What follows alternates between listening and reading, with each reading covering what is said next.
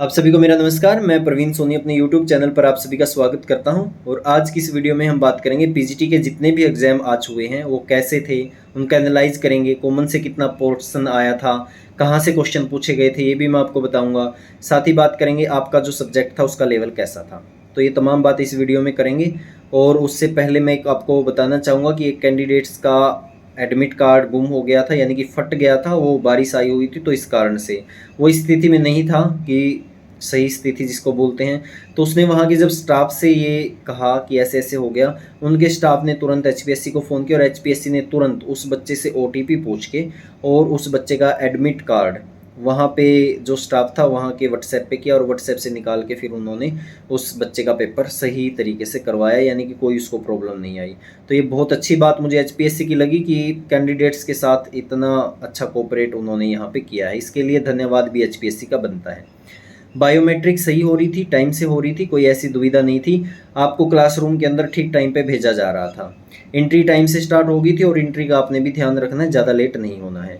अब बात करते हैं पेन की। पेन आपने खुद का ही लेके जाना और 2 पेन आप लेके जाएँ तो ज़्यादा अच्छा है। आईडी कार्ड ज़रूर लेके जाना, उस पे फ़ोटो आपकी लगी होनी चाहिए। अब बात करते हैं आपके पेपर की। देखिए कॉमन पार्ट की पहले बात करेंगे। कॉमन पार्ट बहुत ज़्यादा टफ आया हुआ था। जितने भी एग्ज़ाम हुए, आज 4 एग्ज़ाम हुए, 4 के 4 में बहुत टफ कॉमन पार्ट था। कॉमन पार्ट में हरियाणा जीके के 5 क्वेश्चन आए हुए थे और 5 के 5 ऐसे क्वेश्चन थे कि आप हरियाणा जीके की किसी भी बुक को उठा लो, उनमें वो क्वेश्चन आपको आसपास भी नहीं मिलेंगे। मैं इतने एग्जाम देता हूँ, हरियाणा के लगभग सारे एग्जाम देता हूँ, बहुत सारे एग्जाम क्वालिफाई किए हैं और हरियाणा में मेरे हमेशा हरियाणा जीके में से 20 में से 19, 22 में से 21 ऐसे नंबर आते हैं।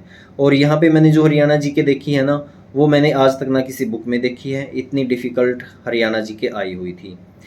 जैसे कि पूरी बड़ी एक स्टेटमेंट दे दी और उसमें से ऐसी चीज़ पूछ ली जो स्टेटमेंट में है ही नहीं, यानी कि पैसेज 3 लाइन का क्वेश्चन देके ऐसी चीज़ पूछ रखी थी जो उसमें है ही नहीं।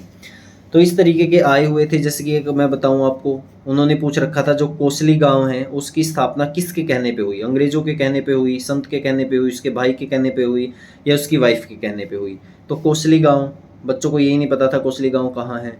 कुरुक्षेत्र का पूछना चाहिए था, इस तरीके के पूछने चाहिए थे। तो इस तरीके का कोई एग्जाम नहीं था। गीता से रिलेटेड कोई क्वेश्चन नहीं था, सूरजकुंड से रिलेटेड कोई क्वेश्चन नहीं था, कोई कब बना ये कोई क्वेश्चन नहीं था। तो इस तरीके के क्वेश्चन आपके हरियाणा जीके के थे और मैं आपको यही सलाह दूंगा कि अब हरियाणा जीके को साइड रख दो और अपने सब्जेक्ट पे ध्यान दो। बात करते हैं रीजनिंग के। रीजनिंग के 2 या 3 क्वेश्चन आए हुए थे, बहुत डिफिकल्ट थे, पता नहीं चल रहा था इनमें क्या करना है। एक पैसेज दिया हुआ था, इंग्लिश का पैसेज था, हिंदी में नहीं था, इंग्लिश में पैसेज था। और उसके जो आंसर छाटने थे ना, उसके हर एक ऑप्शन में 4-4 चीज़ें दे रखी थी, यानी कि एक चीज़ को निकालने के लिए 16 चीज़ें आपको पता होनी चाहिए। वो ना करना ही ज़्यादा बेहतर रहा है, बाकी आप देख लेना अपना। तो वो भी बहुत डिफ़िकल्ट था। तो ये आपका पूछा गया था मैथ। मैथ से क्वेश्चन आए हुए थे, बहुत डिफिकल्ट थे मैथ आपका। और जैसे कि क्वेश्चन मैं आपको पढ़ के ज़रूर सुनाना चाहूँगा कि एक ठोस घनाकार बक्से की विमीय माप 20 सेंटीमीटर, 16 सेंटीमीटर, 6 सेंटीमीटर है। इस ठोस के प्रत्येक कोने की 4 सेंटीमीटर भुजा वाला घन निकाल दिया जाता है। मूल बक्से का आयतन और उसमें प्रतिशत कमी कितनी रही। इस तरीके का आपका मैथ आया हुआ था। न नंबर सिस्टम से कोई क्वेश्चन था, न प्रतिशत से था, न लाभ हानि से था, न मूलधन से था। पता नहीं कैसे क्वेश्चन आए हुए थे।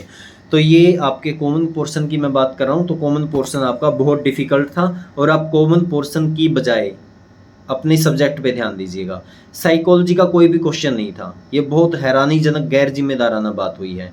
आप पीजीटी का पेपर ले रहे हैं, बच्चों को बढ़ाना है वहाँ पे जाके।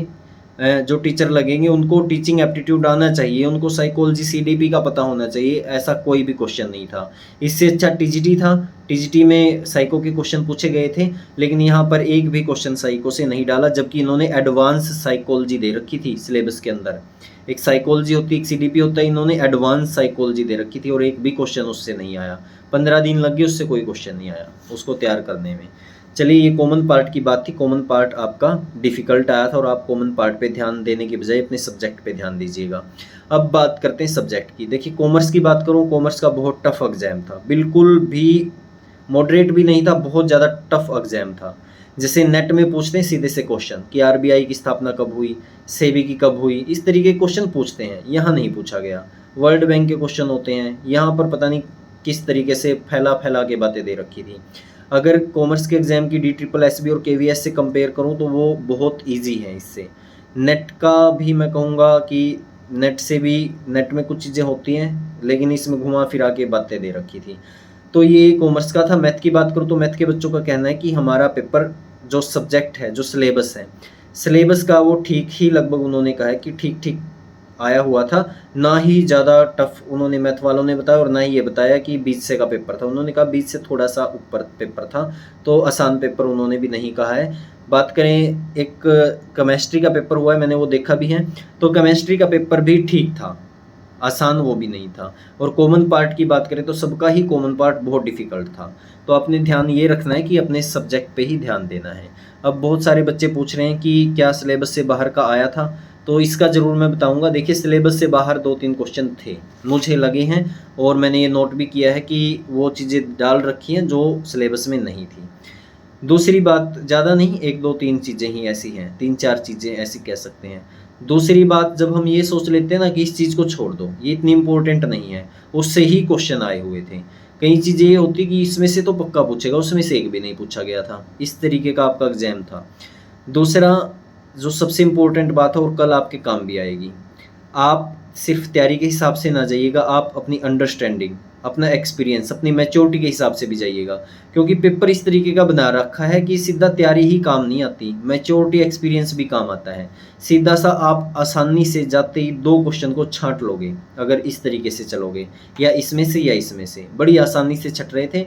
और उसमें से फिर आपकी मैच्योरिटी एक्सपीरियंस काम आएगा कि इसमें से कौन सा ठीक है। यानी कि क्वेश्चन पढ़ना तो होता ही, लेकिन ये नहीं कि क्वेश्चन पढ़ते ही आपको याद आ जाएगा। आपको ऑप्शन चेक करने पड़ेंगे कि 2 को ऑप्शन ऐसे निकालने पड़ेंगे जो 2 लगभग सेम होंगे पूरी तरीके से। तो इस तरीके से आपने अपना जो कल का एग्ज़ाम है वो देना है। और एग्ज़ाम जो है वो ये नहीं कि आपका भी बहुत टफ आएगा या कैसा आएगा, पेपर ठीक लेवल का भी हम कह सकते हैं जिसने तैयारी की है। लेकिन यही है कि अपनी फुल तैयारी में जाना है, लेकिन कॉमन के भरोसे नहीं जाना। आपने इस टाइम पे अपना सब्जेक्ट ज़्यादा पढ़ना है। जो ये मुझे लगा वो मैंने बताया, बाकी आपकी स्ट्रेटजी है। तो इस तरीके का ये एग्ज़ाम था और इस तरीके से आया हुआ था।